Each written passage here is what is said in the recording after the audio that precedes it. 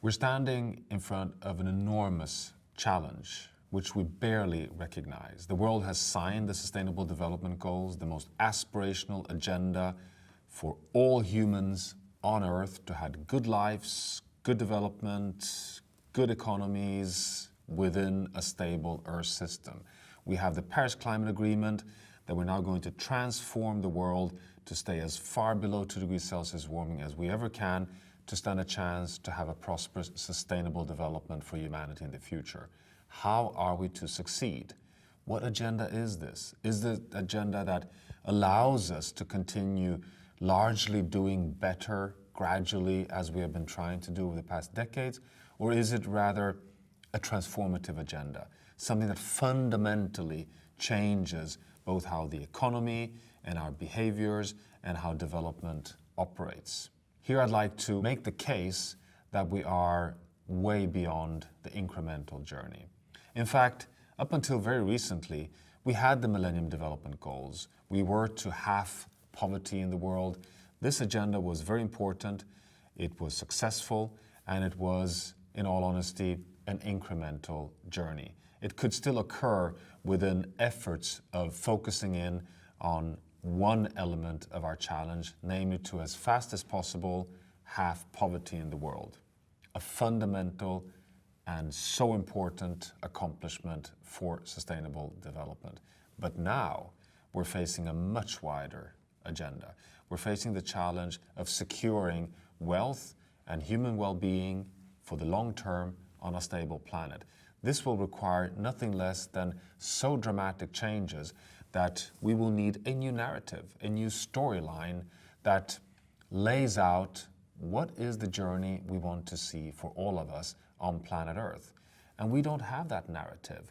In fact, what we're starting to see today is that the scientific community that has spent so much time on exploring climate futures, on exploring specific analysis on the global energy future or urban development or biodiversity and fisheries and technology development, has now come together in what is called the World in 2050 to develop for the first time new narratives for a transformational agenda for humanity to attain the Sustainable Development Goals, all of them universally together as a people-planet agenda that is exactly what it is, as signed democratically by all nations in the world, and moreover to achieve this within a safe, stable climate future, meaning delivering the Paris Agreement, and also on the longer term, beyond 2030, when the Sustainable Development Goals are to be delivered, but to continue an evolution for humanity on Earth that takes us to 2050 and beyond to remain as a prosperous world within a safe operating space on a stable planet. This is the big transformative agenda for humanity and the new definition of sustainable development in the future. Now, to achieve this agenda requires building resilience. It requires building social, ecological resilience at all scales, and not only to persist and to avoid crossing tipping points and, so to say, collapsing in the face of stress and shocks. It's not only either of the ability of being adaptive, which is the second feature we normally talk of when we define resilience as being our ability to deal with change and continue to develop. We talk of resilience in three features. Then the first one is the persistency ability of avoiding large-scale unwanted change. Our ability to adapt, meaning that we stay in the same livelihood base or the same ecosystem setting, but we adapt when things change within that equilibrium or that state or that societal level of technology or structure. But the third dimension is the focus here, our ability to transform, our ability to step out of our current state and move into uncharted terrain and explore new sources of livelihoods, new ways of being stewards of our ecosystems, new ways of governing our planet, new ways of generating economic wealth to all human beings in an equitable way. Now, I'll give you one example why we need this new transformative thinking and why we need a new narrative. Take the Paris Climate Agreement. We have agreed, legally binding at the global level, to keep global warming under 2 degrees Celsius.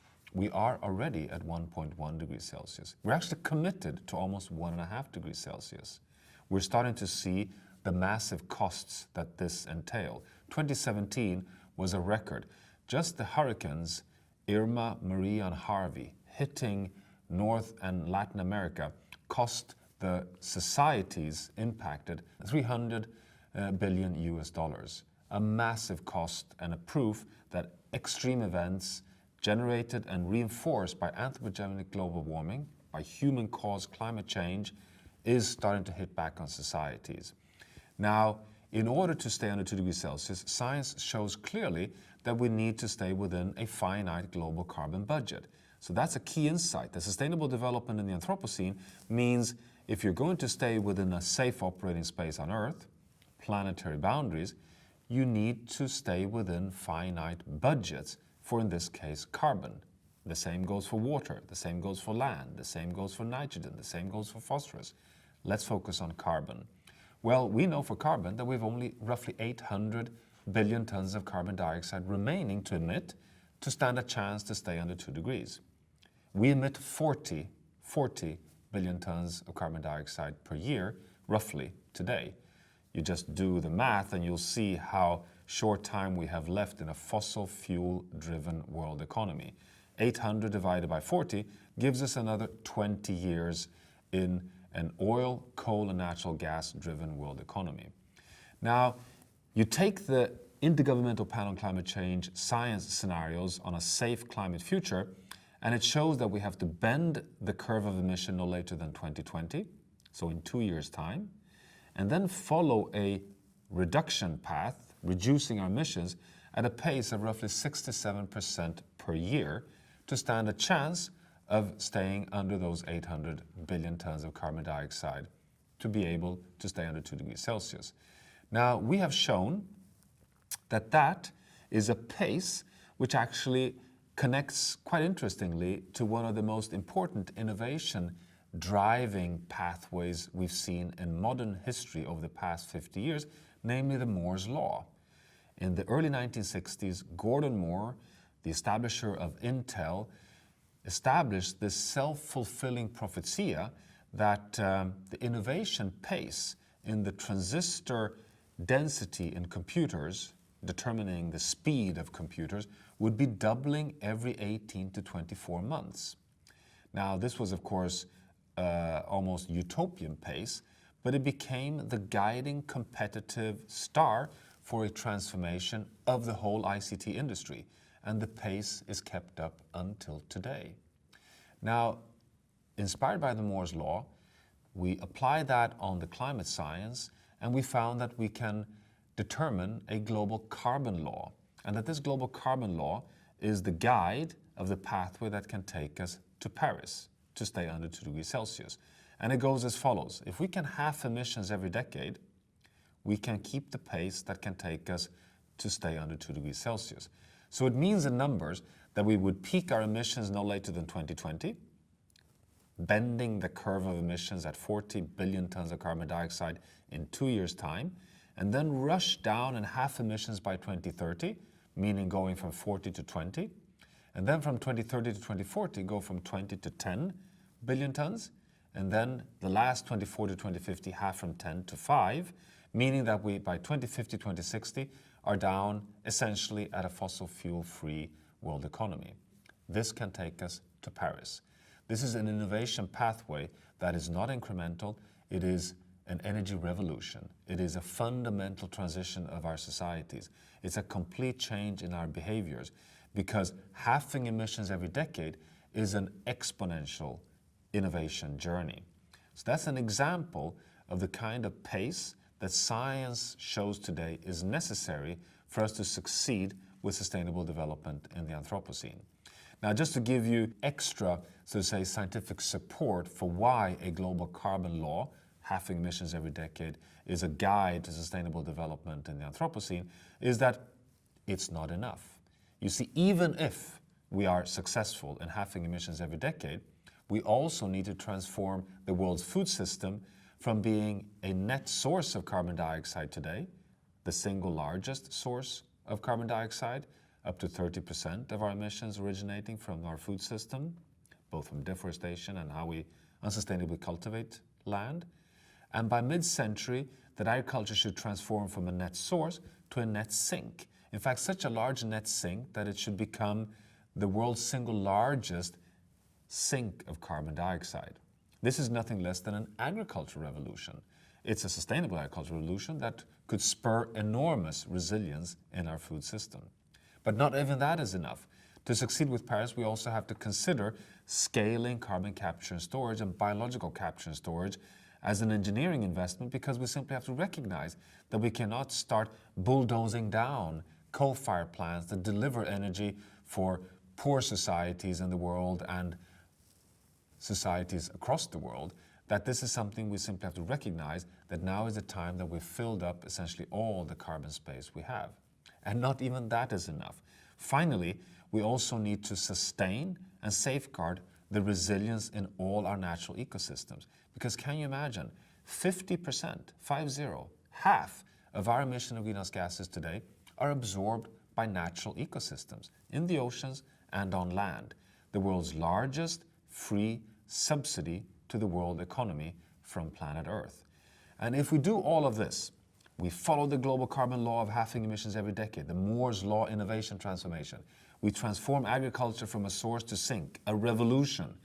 We do invest cleverly in carbon capture and storage to, plug down carbon dioxide in our coal-fired plants in particular. And we maintain biosphere resilience to keep the ability to buffer our emission of greenhouse gases. And even if we do all of that, we stand a 66% chance of staying under 2 degrees Celsius. This is a transformation. It's not only a transformation, it is a global sustainability revolution. And it has to happen over the next generation. That is our challenge. It's also our great excitement, because we have so much evidence that the solutions are at hand. Can you imagine the following? Every time I lecture about the global carbon law, I get this first reaction: sure, this is what science tells you, but it seems like utopia. We cannot go that fast. We cannot really halve emissions every decade. But listen to the following. The International Energy Agency, the source of statistics on energy, a conservative source, moreover, of energy statistics, show that over the past 15 years, from the year 2000 to 2015, renewable energy in the world have increased from 0.8% to 2.8%. It's a small sliver of the global energy mix, which is one reason why many industries in the world continue to maintain that, we have to use fossil fuels to be able to deliver modern energy systems for sustainable development. Well, but the pace by which renewable energy is increasing in the world, not for electricity, but for the entire energy supply, is following a pace, despite the fact that it's still small, of doubling every 5.5 years. And when you double something every 5.5 years, you are on an exponential journey. You're in the beginning of the journey, but everyone knows when you're, launching a new product like the mobile phone, or starting to do a new idea like the Tesla and electrifying mobility, in the beginning, it goes fast, but you cannot really see it in the curve. But can you imagine if we just prolong our current pace of renewable energy development in the world, meaning we just continue business as usual, doubling every 5.5 years, we would actually have a completely fossil fuel-free world economy by the year 2045. Yes, you heard right. 2045. We're going faster than the global carbon law today, based on 15 years of development in the real world. So the magic is that if we take on this transformative thinking, if we can redefine the narrative so we can get a mind shift of reconnecting to the biosphere and enthusiastically seeing that the world 2.0, the desirable future for humanity, is as planetary stewards, is living within a safe operating space, is transforming to a decarbonized future, we can even look back and say, dear friends, we have entered the fourth industrial revolution. We are on a path that can take us actually in a transformation where we can succeed. The magic is to hold hands and really scale. Now, I could go through sector after sector, and it's the same story. The transition in the food sector must also go through a transformation, which is nothing less than a revolution, and it has to keep a pace where we succeed in one generation, and we have largely the solutions. We are moving in a world where we have 50 to 60% of world citizens in cities, and will soon be 75. What happens in our urban regions is to a large extent a determining factor whether we can succeed with, equitable, good quality lives for our co-citizens in the future. So we need a transformation to resilient, social, ecologically sustained urban environments that recycle nutrients, that are connected to rural areas in terms of food supply in ways that they're not like today, just exploiting in our ecosystems and then eutrophying and polluting downstream of the cities, but where we can have resilient-based cyclical systems in our cities. We need a demographic transition where we very likely have a challenge and need to simply ethically recognize that we will soon be up to 9 billion co-citizens, but we also need to transition the demographic curve so we can avoid becoming 10, 11 billion beyond 2050. And that we need to recognize the ethical right of every human being of having a good life, but also an endowment of natural capital within a safe operating space. We need a biodiversity transformation. We are in the 6th mass extinction of species in the world. The 6th one of them being when the dinosaurs disappeared on Earth 50 million years ago. This is the first mass extinction caused by another species, us humans. Now is the time for a transformation where there's a lot of scientific support to say we've entered an era where we must have zero loss of biodiversity. All the remaining natural habitats and species must be sustained, not for ethical reasons, but for our own human well-being's possibilities in the future. And finally, we clearly need an economic and a governance transformation.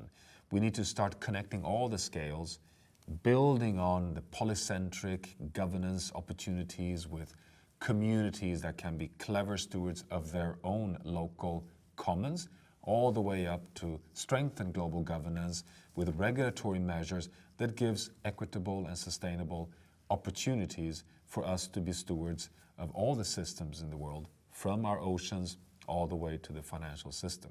So some few asks in terms of the transformations for humanity in the future, but also increasingly a concrete agenda.